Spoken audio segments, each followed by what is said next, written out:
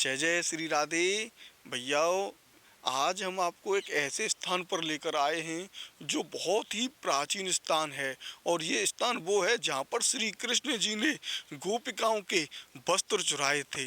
वही अद्भुत स्थान के आज हम आपको दर्शन कराएंगे। ये आप देख रहे हैं, ये यमुना महारानी जी हैं। ये आप देखें, बहुत ही घना कोहरा है, लेकिन उस घने कोहरे में भी आज हम आपको दर्शनों के लिए लेकर आए हैं चीर घाट। और ये चीर घाट पड़ता कहाँ पर है? अगर आप इधर की तरफ देखेंगे तो इधर पड़ता है शेरगढ़, और अगर आप इधर की तरफ देखेंगे तो इधर पड़ता है तरौली, और अगर आप इधर की तरफ देखेंगे तो इधर हमारा पड़ता है वृंदावन। यहाँ से वृंदावन दूर है, लगभग 10-12 किलोमीटर दूर है। और अगर आप इस रास्ते पर सामने देखेंगे तो यहीं पर वो कदम का वृक्ष है जहाँ पर श्री कृष्ण ने गोपिकाओं के वस्त्र चोरी किए थे। तो हम आपको लेकर चलते हैं इसी वृक्ष के नीचे, और वो बहुत ही प्राचीन वृक्ष है। वहाँ पर अब हम आपको लेकर चलते हैं। ये देखें आप, कितना अद्भुत ये स्थान है, और यहाँ पर बहुत ही गहन शांति है। और आज हम आपसे एक बात बोलना चाहते हैं। आप हमारे इन वीडियो को हम इतनी मेहनत करते हैं, इतनी मेहनत करके इन स्थानों के बारे में पता लगाते हैं। हम अनेकों ग्रंथ पढ़ते हैं, ग्रंथों को पढ़ने के बाद ऐसे ऐसे स्थानों को ढूंढते हैं, और तब आप लोगों को हम ये दर्शन कराते हैं। और आप लोग थोड़ा सा तो पुण्य का काम करें, बस आप इतना कार्य करें कि आप हमारे इन वीडियो को दूसरे लोगों के पास शेयर करें। और अगर आप चैनल पर पहली बार जुड़े हैं तो सब्सक्राइब करें। ये देखिए, यही वो कदम का वृक्ष है, अद्भुत वृक्ष। ये देखें आप, यहाँ पर कितनी साड़ियाँ टंगी हुई हैं, कितने वस्त्र यहाँ पर रखे हुए हैं। ये देखें, यही वो कदम का वृक्ष था जहाँ पर श्री कृष्ण जी यहाँ बैठकर गोपिकाओं के वस्त्र चोरी किए थे। अब हम आपको पहले इस वृक्ष को बिल्कुल पास से दिखाते हैं कि ये कितना कदम का पेड़, ये कदम का पेड़ आप जो देख रहे हैं, ये बहुत प्राचीन वृक्ष है। ये देखें आप, किस तरीके का अद्भुत ये वृक्ष है। और यहीं पर श्री कृष्ण जी की यहाँ पर एक अद्भुत लीला, एक अद्भुत मंदिर यहीं पर बिल्कुल बना हुआ है। ये देखें, यहाँ पर अनेकों अनेक भक्त यहाँ पर साड़ियाँ टांग कर जाते हैं। और ये वृक्ष चीर घाट वृंदावन में भी है। और ये देखें, हमारे राधा कृष्ण जी की कितने सुंदर यहाँ पर दर्शन हैं, बिल्कुल अद्भुत और दिव्य दर्शन आज हम आपको ये करा रहे हैं। ये देखिए, कितने अद्भुत दर्शन हैं। अब यहाँ पर ही बिल्कुल पास में ही चीर घाट की जो लीला है, वो बहुत ही ऐसी अद्भुत कथा है वह यहाँ की, कि जिसको सुनकर आप मन प्रसन्न हो जाएगा आपका। ये देखें, ये वही कदम का वृक्ष है जिसके हमने आपको दर्शन कराए हैं। और ये वही गोपियाँ हैं। ये देखें आप, किस प्रकार की यहाँ पर गोपियाँ हैं। अब हम आपको यहाँ की जो कथा है उसको बताते हैं। ऐसी अद्भुत यहाँ की कथा हम आपको बताएंगे।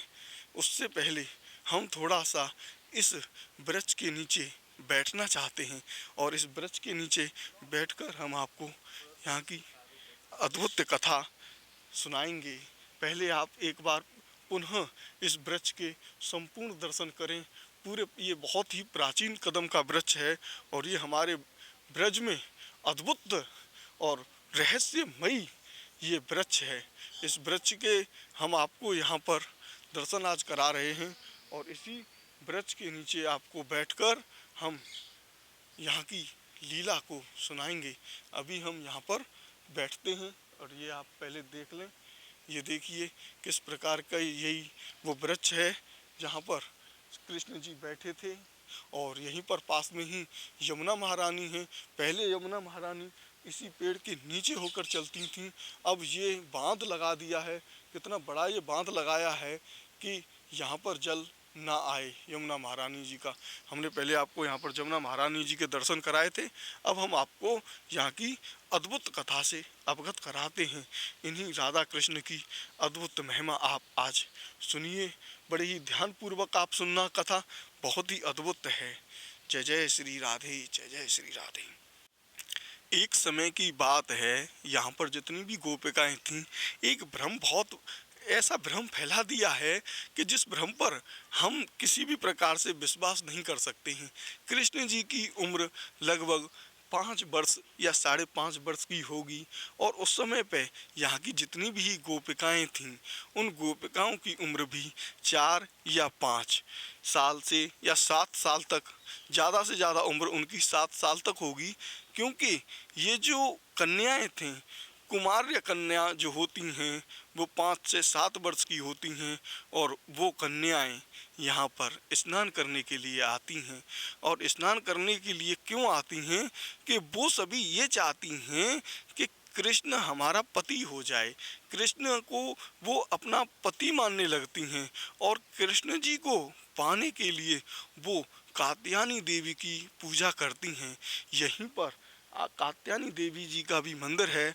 उस कात्यायनी देवी जी के भी हम आपको अद्भुत दर्शन कराएंगे, लेकिन पहले हम आपको उस कथा से अवगत कराते हैं कि जितनी भी गोपिकाएं थीं, वो यहाँ पर सुबह, हमारा एक ब्रज क्षेत्र में एक ऋतु होती है जिसको हम हेमंत ऋतु कहते हैं, और वो हेमंत ऋतु इतनी ज़्यादा कठिन ठंड होती है। उस समय पे इतनी कठिन ठंड होती है कि आदमी के एकदम बर्फीली जैसी सर्दी होती है।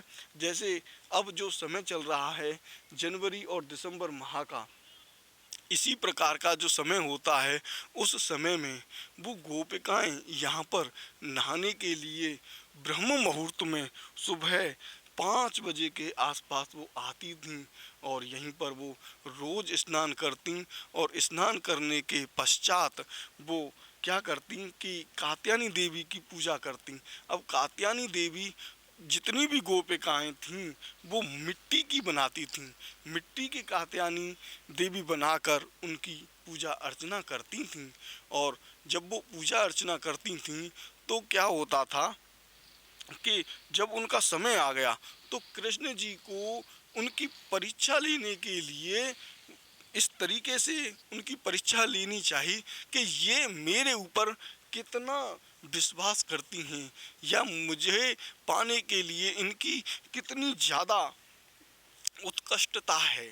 तो इसी उसमें उन्होंने क्या किया कि कृष्ण जी जब यहाँ पर आए, और उन्होंने इसी स्थान पर इस प्रकार से कार्य किया कि वो जितनी भी गोपिकाएं थीं, अपने वस्त्र यहाँ पर उन्होंने रखे, और वस्त्र रखकर वो स्नान करने के लिए चली गईं।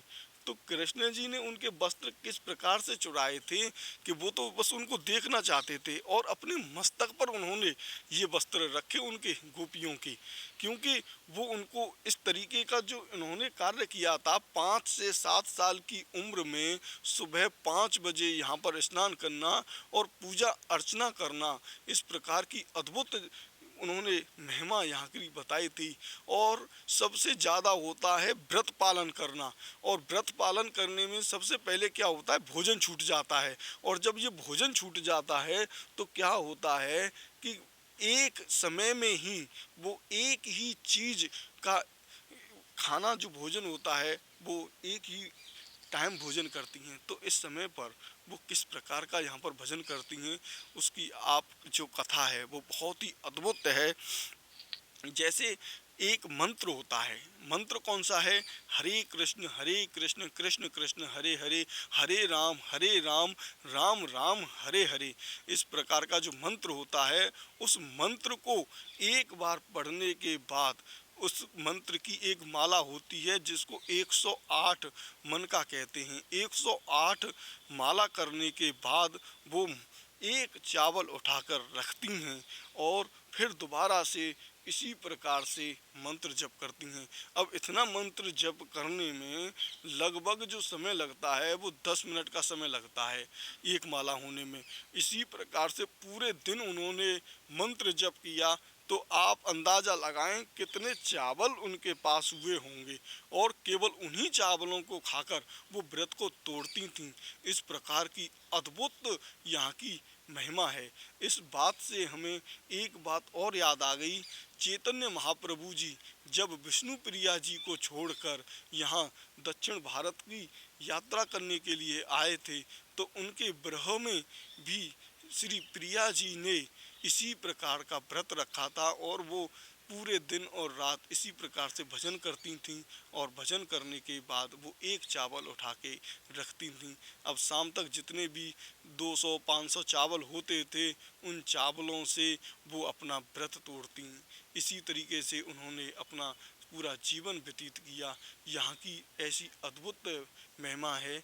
यहाँ की जो महिमा है हम आपको लगभग 2 या 3 पार्ट में आपको बताएंगे, क्योंकि यहाँ की अद्भुत लीलाएं कृष्ण जी के द्वारा जितनी भी हुई हैं वो बहुत ही अद्भुत हैं। अगर आपको ये हमारा वीडियो अच्छा लगा हो तो आप हमारे वीडियो को दूसरे लोगों के पास जरूर भेजें। राधे राधे। इसी कदम वृक्ष के बिल्कुल ठीक सामने यहीं पर हनुमंत लाल जी यहाँ पर विराजमान हैं। ये देखें आप, हनुमान जी के अद्भुत दर्शन आप यहाँ पर कर रहे हैं। ये देखें हमारे हनुमान जी भी हर जगह ब्रज में, हनुमान जी और भोलेनाथ जी ये दोनों हर जगह आपको मिलेंगे। कितने बिल्कुल पास से हम आपको इनके दर्शन करा रहे हैं। ये देखें अद्भुत हनुमान जी के दर्शन आप यहाँ पर चीर घाट के जो प्राचीन वृक्ष है उसी के ठीक सामने ये हनुमान जी यहाँ पर हैं। इसी ठीक वृक्ष के सामने यहीं पर ये मंदिर है और यहाँ पर लिखा हुआ है इस प्राचीन स्थल पर द्वापर युग में, ये द्वापर काल की हमारी कथा है। इसी में ये कथा लिखी हुई है कि नग्न स्नान कर रही थीं और जल में देवता वरुण ने इनकी शिकायत भगवान श्री कृष्ण से की। तब भगवान श्री कृष्ण ने यहाँ उनके वस्त्र हरण कर इस कदम पर चढ़ गए थे। ये आप देख रहे हैं, यही वही कदम का वृक्ष है जिस पर श्री कृष्ण जी चढ़ गए थे। तभी से इस स्थान को चीर घाट के नाम से जाना जाता है। पौराणिक कथाओं के अनुसार यहाँ चीर, साड़ी और श्रृंगार के जितने भी सामान होते हैं, जितने भी श्रृंगार जैसे यहाँ पर और भक्त लोग चढ़ाकर जाते हैं तो उनकी यहाँ पर सभी मनोकामनाएं पूर्ण होती हैं। यहाँ की ऐसी अद्भुत महिमा है इस चीर घाट वृक्ष की। यहाँ पर श्रृंगार मात्र चढ़ाने से भी उन स्त्रियों की हर मनोकामनाएं और पुरुषों की भी मनोकामनाएं पूर्ण होती हैं। जय जय श्री राधे। बांके बिहारी लाल की जय।